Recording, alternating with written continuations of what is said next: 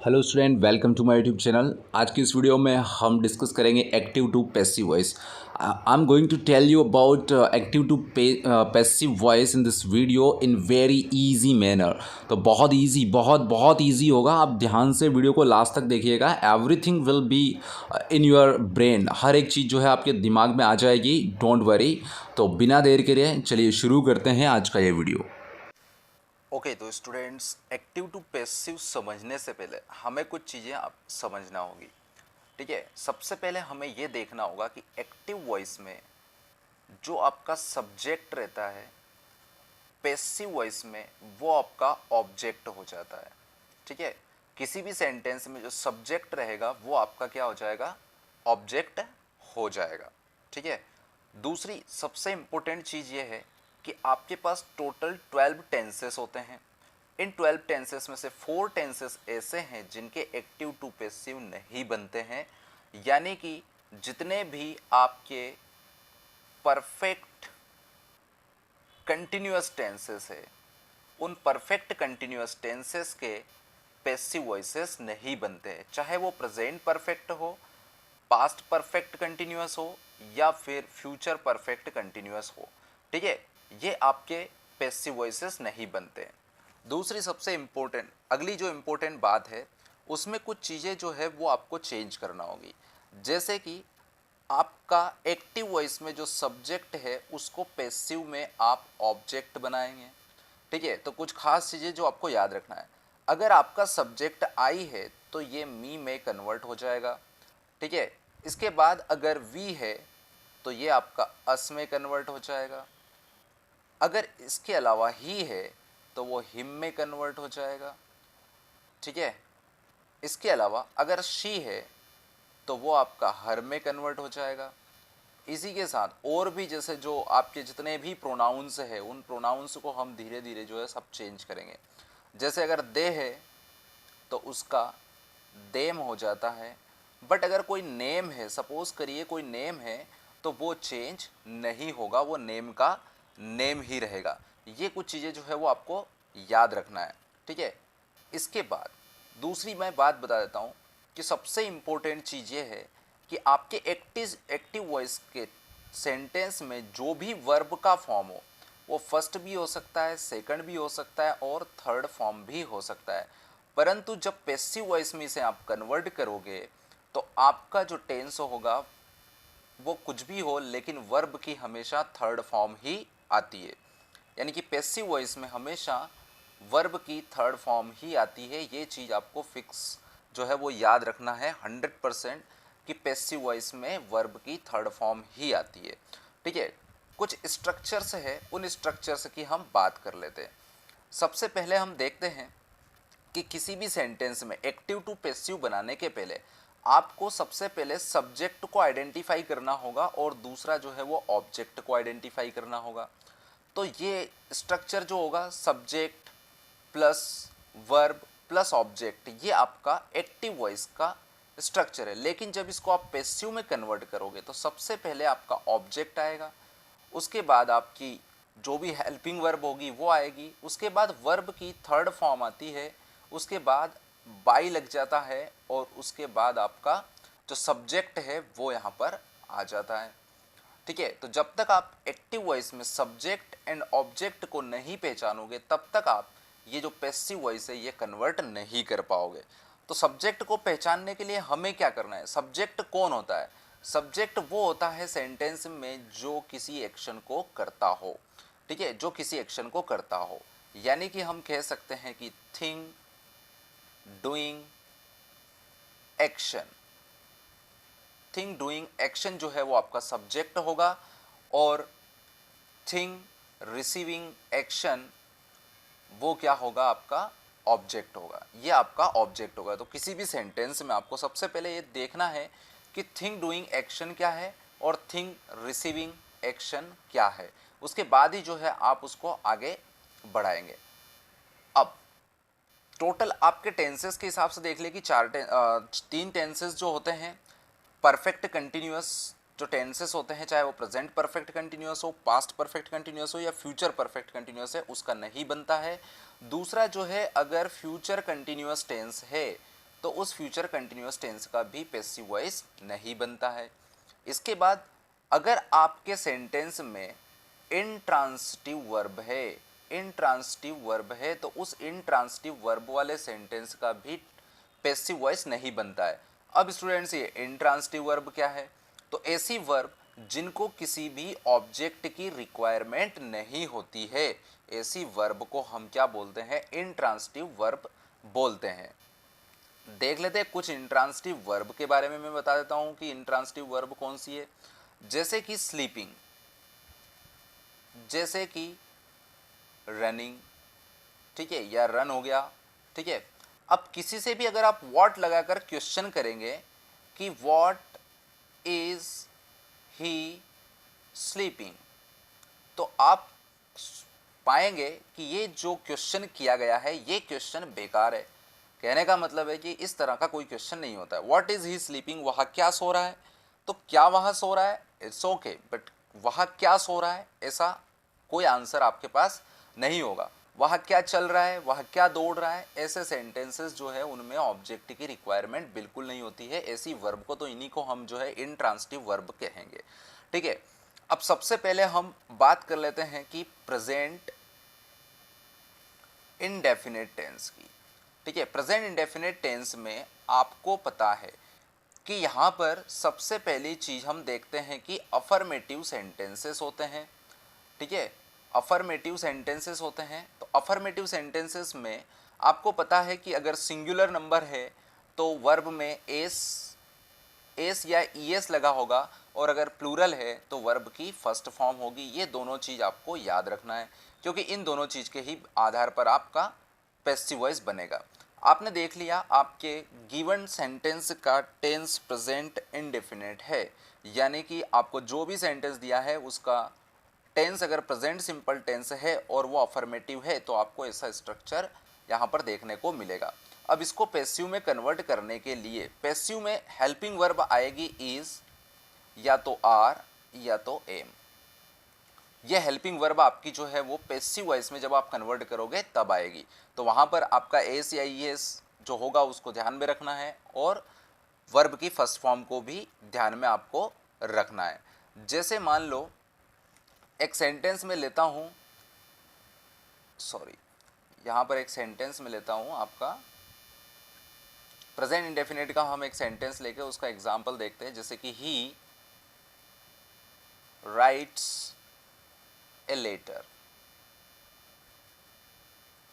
तो देखिए ही आपका करने वाला है, लेटर पर एक्शन रिसीव हो रही है, और राइट्स आपकी वर्ब की फर्स्ट फॉर्म है, और टेंस कौन सा है? प्रेजेंट इंडेफिनिट है। तो सबसे पहले आप देखिए ऑब्जेक्ट क्या है? आपका लेटर है, लेकिन लेटर से पहले एक इंडेफिनिट आर्टिकल भी लगा हुआ है। तो यहाँ पर अगर कोई आर्टिकल हो, ठीक है, कोई पॉजेसिव प्रोनाउन है जैसे कि माई, योर वगैरह हो, ठीक है, कोई डिटर्मिनर्स हो, सम, एनी, मेनी, तो उसको हम उस सब्जेक्ट में इंक्लूड ही मानेंगे, यानी कि उस ऑब्जेक्ट का पार्ट ही वो होगा। तो आपका सेंटेंस स्टार्ट होगा पैसिव का, ए लेटर। अब इज एम आर आपको चूज करना है, तो लेटर सिंगुलर है इसलिए इज, ए लेटर इज। अब राइट का थर्ड फॉर्म होता है रिटन, तो रिटन बाई, और ही का हो जाएगा जैसे मैंने स्टार्टिंग में बताया था हिम, ठीक है। A letter is written by him, ये आपका पैसिव वॉइस हो जाएगा। तो स्टूडेंट्स ये तो हो गया आपका इनडेफिनेट टेंस का, ठीक है। इनडेफिनेट टेंस का, प्रेजेंट टेंस का, इंडेफिनेट का अफर्मेटिव सेंटेंस को मैंने आपको बनाकर बता दिया है। अब अगर नेगेटिव सेंटेंस हो तो क्या होगा? क्योंकि नेगेटिव सेंटेंस में तो डू होगा, या तो डज नॉट होगा, या तो डू नॉट होगा। तो हम देख लेते हैं कि जैसे Ram does not go to Delhi, ये आपका नेगेटिव हो गया। वापस से आप देखेंगे राम जो है वो सब्जेक्ट हो गया और दिल्ली जो है वो ऑब्जेक्ट हो गया, लेकिन दिल्ली के पहले टू लगा हुआ है। तो स्टूडेंट्स यहाँ पर आपको याद रखना है कि टू एक प्रीपोजिशन है, तो किसी भी ऑब्जेक्ट के पहले अगर कोई प्रीपोजिशन होती है तो उस प्रीपोजिशन को आप छोड़ देंगे, उसको नहीं लेंगे। तो सबसे पहले हम शुरू करते हैं दिल्ली से, दिल्ली। अब इज एम आर लगाना है, दिल्ली सिंगुलर है इसलिए क्या लगाएंगे? इज, नॉट है तो नॉट लगाएंगे। अब डस या डू आपको नहीं लगाना है। दिल्ली इज नॉट, गो का हो जाएगा गॉन बाई राम, राम एक नाम है इसलिए ये चेंज नहीं होगा। ठीक है, तो ये सिंपल सा ऐसे आपका नेगेटिव सेंटेंस का हो गया। ठीक है, इसके बाद हम बात करते हैं पास्ट इंडेफिनिट टेंस की।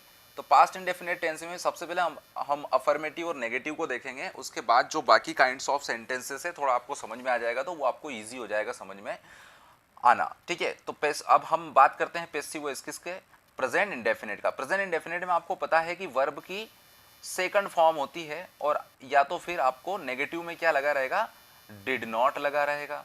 तो आपको डिड नॉट और सेकंड फॉर्म इन दोनों का ध्यान रखना है। अब पैसिव को बनाते समय आपको या तो वॉज का यूज करेंगे या तो आपका वर का यूज करेंगे, और अगर डिड नॉट होगा तो डिड हट जाएगा, वॉज नॉट या वर नॉट आ जाएगा, वर्ब की थर्ड फॉर्म आ जाएगी सेकंड से। जैसे कि यहां पर मैं एक एग्जाम्पल लेता हूं, जैसे मोहन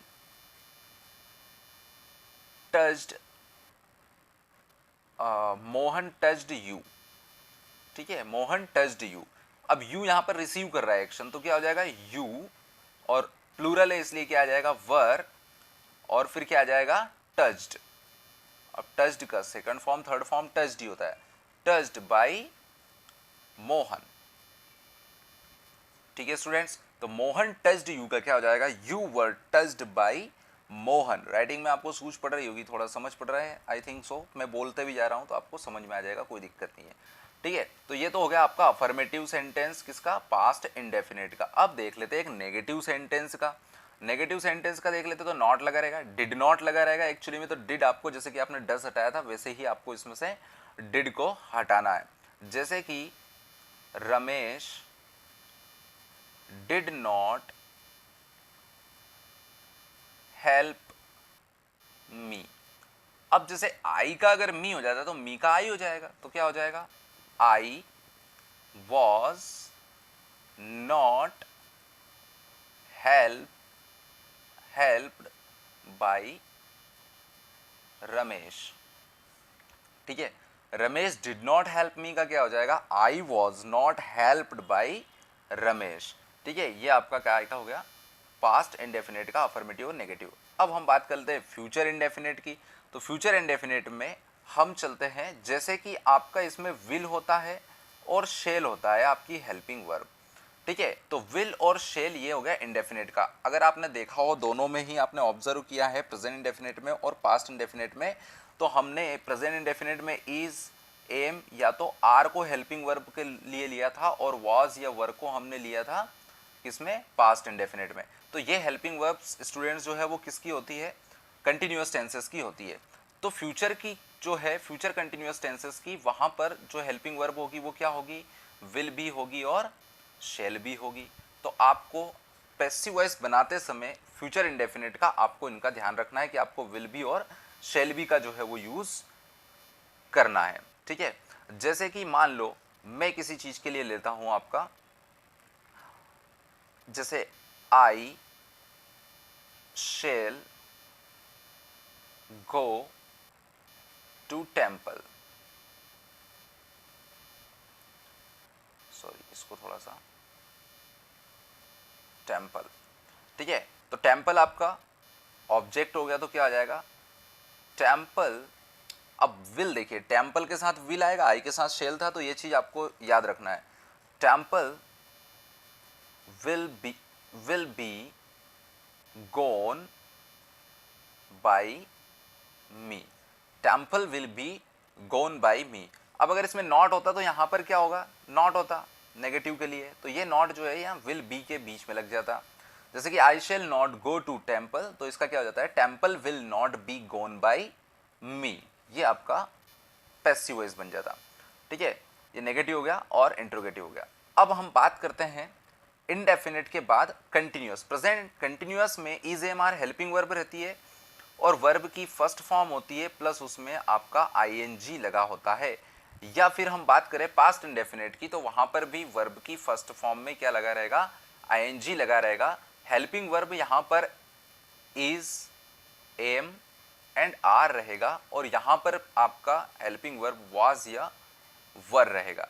ठीक है, करना कुछ नहीं है, was were is am are का वैसे ही यूज करना है। थोड़ी सी चेंज, थोड़ा सा कलाकारी आपको करना है, वो क्या करना है ये मैं आपको बता देता हूं किस तरह से होगा। जैसे कि करण इज कॉलिंग मी। ठीक है, तो मी आपका ऑब्जेक्ट है तो इसको पहले ले लेंगे, मी का हो जाएगा आई, और करण इज है तो आई एम। ठीक है, आई एम, कॉलिंग का आईएनजी, क्योंकि कॉल को तो आपको थर्ड फॉर्म करना है तो आईएनजी को हम दे देंगे बी को, तो ये हो जाएगा being. I am being called by Karan, I am being called by Karan. अगर नॉट होगा तो Karan is not calling me, तो क्या हो जाएगा, I am not being called by Karan. ये आपका जो है वो क्या हो जाएगा, पैसिव वॉइस बन जाएगा नेगेटिव सेंटेंस का। ठीक है, उसी तरह से अगर हम पास्ट में चलते हैं तो पास्ट कंटिन्यूअस भी बिल्कुल इजी हो जाएगा, बिल्कुल बहुत इजी हो जाएगा। जैसे कि सोहन वॉज कॉलिंग मी या calling us, Sohan was calling us, तो क्या हो जाएगा, वी आर, वी, अब वॉज का क्या हो जाएगा, वर हो जाएगा। क्यों हो जाएगा, क्योंकि वी जो है वो प्लूरल है और सोहन सिंगुलर था, तो क्या हो जाएगा, we were being called by Sohan, we were being called by Sohan. दूसरा, अगर हम बात करें कि प्रेजेंट फ्यूचर कंटिन्यूअस की, तो फ्यूचर कंटिन्यूअस के स्टूडेंट्स पैसिव वॉइसेस नहीं बनते हैं। अब इसके बाद बात कर लेते हैं हम कि जैसे हमने प्रेजेंट इंडेफिनिट को यूज़ किया था पैसिव कन्वर्ट करने के लिए, तो हमने इजेमार का यूज़ किया था, पास्ट इंडेफिनिट में वाज वर का यूज़ किया था, और फ्यूचर इंडेफिनिट में हमने विल की जगह विल बी और शेल की जगह शेल बी का यूज़ किया था। अब हम बात करते हैं परफेक्ट टेंसेस की, तो सबसे पहले हम बात कर लेते हैं प्रेजेंट परफेक्ट की। प्रेजेंट परफेक्ट में स्टूडेंट्स आपको पता है कि हैज़ होता है या फिर हैव का हेल्पिंग वर्ब का यूज़ होता है, इसके बाद वर्ब की थर्ड फॉर्म आती है, ये आपको पता है। ठीक है, अगर ये आपको पता है तो बिल्कुल इसी के बेस पर हम चलेंगे। अब आपको ये भी पता होगा कि परफेक्ट कंटिन्यूअस टेंसेस की हेल्पिंग वर्ब क्या होगी। परफेक्ट कंटिन्यूअस टेंस की हेल्पिंग वर्ब होती है आपकी या हैज़ रहेगा या तो हैव रहेगा, और उसके बाद क्या रहेगा, बीन रहेगा। ठीक है, और उसके बाद वर्ब में आईएनजी फॉर्म रहता है। ये आपका किसका रहेगा, ये आपका रहेगा परफेक्ट कंटिन्यूअस का। ठीक है, प्रेजेंट परफेक्ट कंटिन्यूअस का। तो हमें क्या करना है, जब प्रेजेंट परफेक्ट टेंस का पैसिव वॉइस बनाना है तो उसमें हैज और हैव के साथ हमें क्या लगा देना है, बीन लगा देना है बस, और वर्ब की फिर क्या आ जाएगी, थर्ड फॉर्म, क्योंकि पैसिव वॉइस में आईएनजी वगैरह तो आता नहीं है। बस इतना ही आपको ध्यान रखना है और आपका पैसिव वॉइस इसमें से बन जाएगा। तो ठीक है, एग्जाम्पल ले लेते हैं। जैसे एग्जाम्पल ले लेते हैं हम, he has completed his homework। ठीक है, he has completed his homework। अब देखिए आपका ऑब्जेक्ट क्या है, होमवर्क है, लेकिन ये पॉजिटिव प्रोनाउन है तो आपका कहाँ से शुरू होगा, his homework, his homework, has था, अब ये भी सिंगुलर है, ही के साथ सिंगुलर था, हैज़ आया, तो हिज होमवर्क भी सिंगुलर है, तो क्या आ जाएगा, हिज होमवर्क हैज़, और फिर क्या लग जाएगा स्टूडेंट्स, बीन लग जाएगा। His homework has been completed by, his का हो जाएगा him, his homework has been completed by him. ये हो जाएगा आपका पास्ट परफेक्ट टेंस का पैसिव वॉइस, ये बन जाएगा। अब नेगेटिव है तो नॉट लगाना बहुत बड़ी बात नहीं है, बहुत इजी है। आप कुछ एग्जांपल्स की प्रैक्टिस कर लीजिए, और कुछ डाउट है तो आप बिल्कुल कमेंट करके बता दीजिए, ताकि मैं और बेटर तरीके से आपको एक्सप्लेन कर सकूं। फिलहाल जो है मैं शॉर्ट में आपको ये बताते चल रहा हूँ। ठीक है, अब अगर हम बात करें पास्ट की, तो पास्ट में एकमात्र हेल्पिंग वर्ब होती है, वो होती है हेड।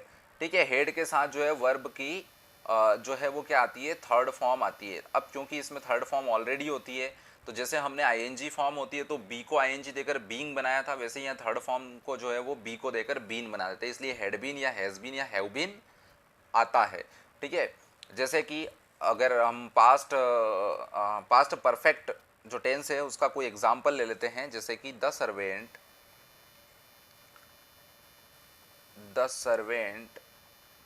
हैड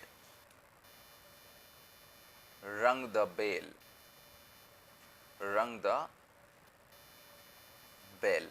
ठीक है, बेल। अब ये द जो है वो डेफिनेट आर्टिकल है, तो बिल्कुल द से शुरू करेंगे हम, पैसिव में कन्वर्ट करेंगे तो क्या आ जाएगा, द बेल।